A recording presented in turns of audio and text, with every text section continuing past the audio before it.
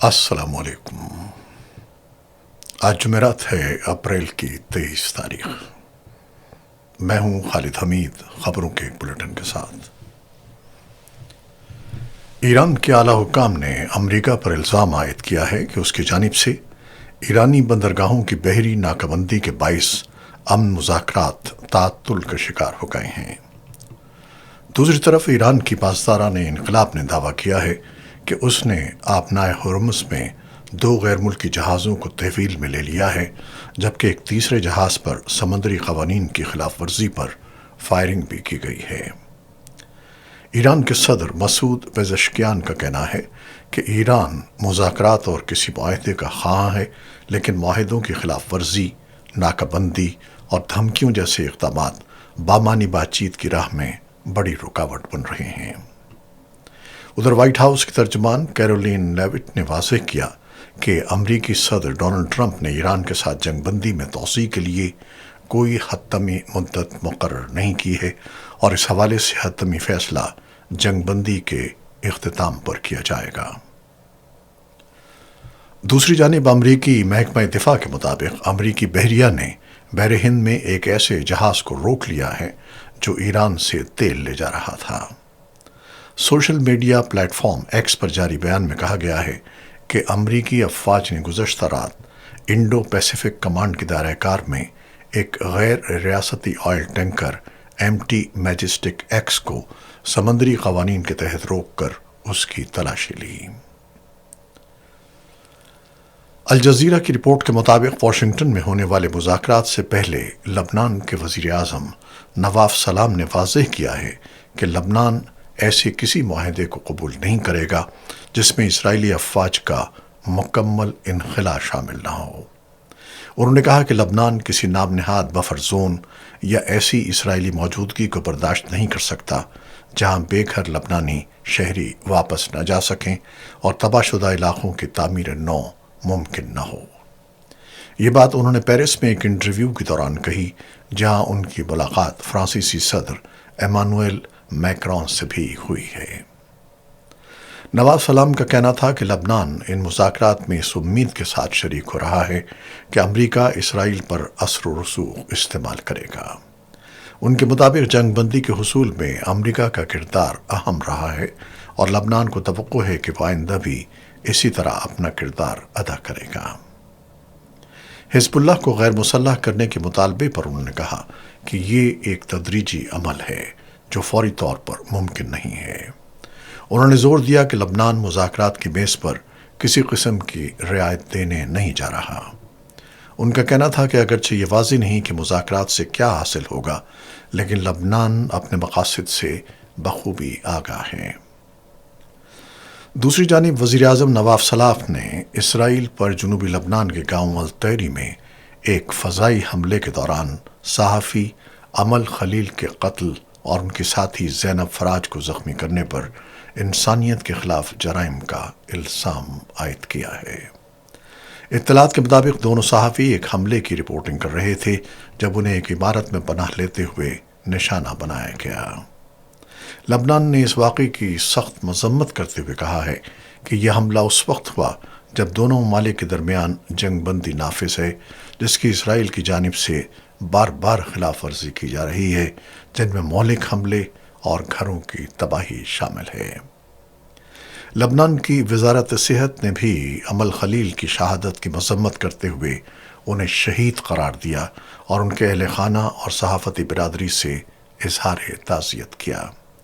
وزارت کے مطابق جس طرح ان کا تعاقب کر کے انہیں پناہ گاہ میں نشانہ بنایا گیا، وہ انسانیت کے ضمیر کو جھنجھوڑ دینے والا عمل ہے۔ ادھر اسرائیلی فوج نے جنوبی لبنان کے رہائشیوں کے لیے نئی دھمکیاں جاری کرتے ہوئے کہا ہے کہ وہ علاقے میں اپنی موجودگی برقرار رکھے گی۔ ایک جاری کردہ نقشے میں شہریوں کو متنبہ کیا گیا ہے کہ مخصوص دیہات اور ان کے اطراف کے جنوبی علاقوں کا رخ نہ کریں، جبکہ دریائے لطانی کے قریب وادی الصحانی اور السلوقی کے علاقوں میں جانے سے بھی منع کیا گیا ہے۔ غزہ کی سول ڈیفنس ایجنسی کے مطابق شمالی غزہ میں ایک اسرائیلی فضائی حملے کے نتیجے میں کم از کم 5 فلسطینی شہید ہو گئے ہیں، جن میں 3 بچے بھی شامل ہیں۔ مقامی محکمہ صحت کے مطابق یہ حملہ بیت لاہیہ میں القصام مسجد کے قریب شہریوں کے گروہ کو نشانہ بنا کر کیا گیا۔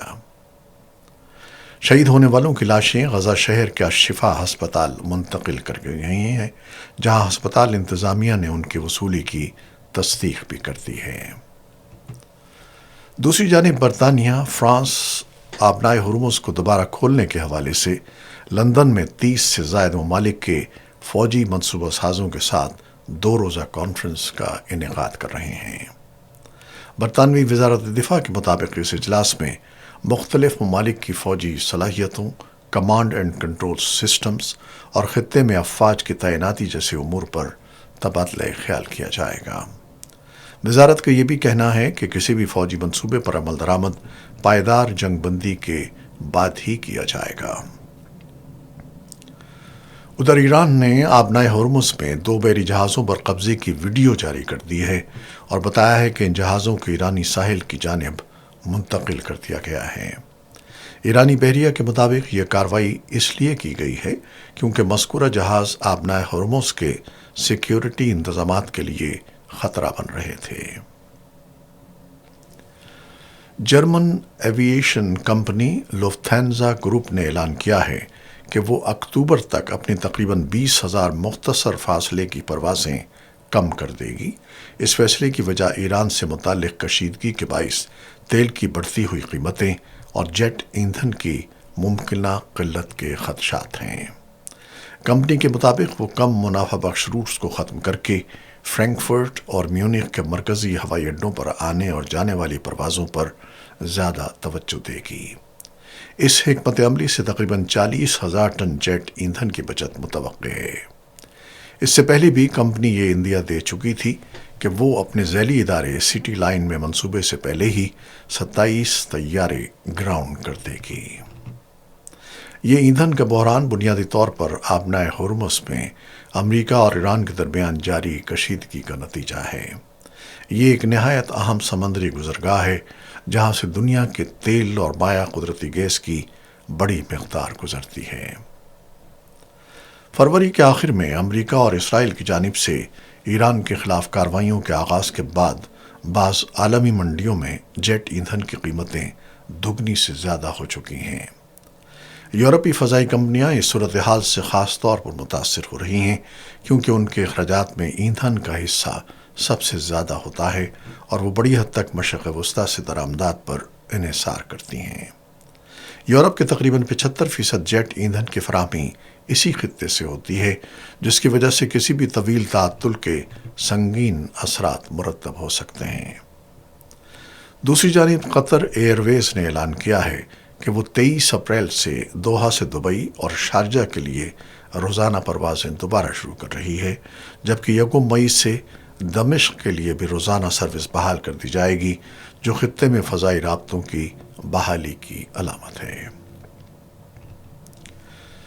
سعودی عرب میں General Authority of Civil Aviation حج سیزن 2026 کے لیے ایک جامع پروگرام پر عمل کر رہی ہے، جس کا مقصد عازمین حج کی آمد سے لے کر روانگی تک تمام مراحل کو مؤثر انداز میں منظم کرنا ہے۔ سعودی خبر رساں ادارے کے مطابق اس سال تقریباً 31 لاکھ مسافروں کی آمد و رفت کے لیے منصوبہ تیار کیا گیا ہے، جس میں 12,000 سے زائد شیڈول اور چارٹر پروازیں شامل ہوں گی۔ اتھارٹی نے حج سہولیات کے تحت کئی اقدامات کا اعلان کیا ہے۔ مسافروں کی سہولت کے لیے اس سروس کو بھی جاری رکھا گیا ہے، جو گزشتہ سال کامیاب رہی۔ اس کے تحت لاکھوں عازمین کا سامان براہ راست مکہ مکرمہ اور مدینہ منورہ میں ان کی رہائش گاہ تک پہنچایا گیا۔ اس سال بھی تقریباً 38 لاکھ مسافروں کو یہ سہولت فراہم کی جائے گی، جس سے انہیں ایئرپورٹس پر سامان کے انتظار سے نجات ملے گی۔ مزید برآں مدینہ منورہ کے امیر محمد بن عبدالعزیز انٹرنیشنل ایئرپورٹ پر بزرگ اور بیمار عازمین کے لیے خصوصی ٹرانسپورٹ سروس فراہم کی جا رہی ہے تاکہ ان کی آمد و رفت آسان بنائی جا سکے۔ لاہور کے علاقے اچھرا میں ایک افسوسناک واقعہ پیش آیا جہاں ایک گھر سے 3 کم عمر بچوں کی لاشیں برآمد ہوئیں۔ پولیس کے مطابق بچوں کی عمریں 5 سے 9 سال کے درمیان تھیں اور انہیں تیز دھار آلے سے قتل کیا گیا تھا۔ واقعے کے وقت بچوں کے والدین گھر پر موجود نہیں تھے، جبکہ پولیس نے شبے کی بنیاد پر بچوں کے چچا کو حراست میں لے لیا ہے۔ ادھر پھلیلی میں ایک شادی کی تقریب کے دوران 3 بچے کرنٹ لگنے سے جاں بحق ہو گئے۔ پولیس کے مطابق بچے چھت پر سو رہے تھے کہ اوپر سے گزرنے والی ہائی وولٹیج تاروں سے انہیں بجلی کا جھٹکا لگا۔ جاں بحق بچوں کی عمریں 10، 12 اور 14 سال تھیں، جن میں 2 سگے بھائی بھی شامل تھے۔ کرکٹ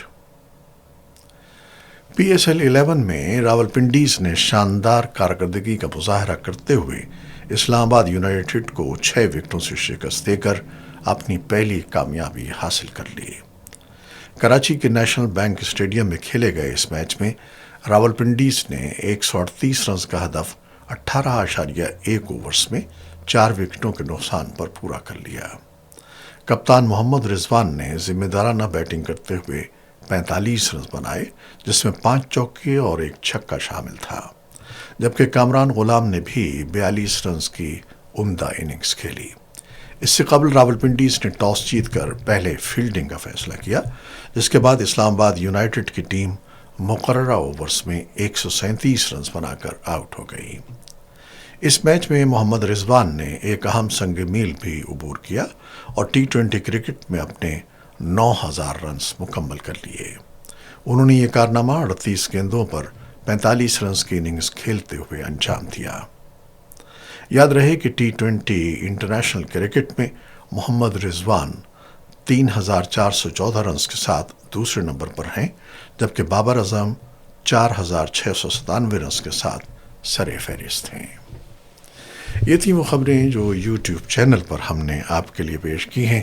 آپ ہمارے چینل کو دیکھتے ہیں، شیئر کرتے ہیں، پسند کرتے ہیں اور کمنٹس میں اپنی محبتوں کا اظہار کرتے ہیں، جس کے لیے ہم آپ کے بے حد ممنون ہیں۔ اپنی ان کاوشوں کو، ان محبتوں کو جاری رکھیے گا۔ خالد حمید کو اب اجازت دیجیے گا۔ اللہ حافظ۔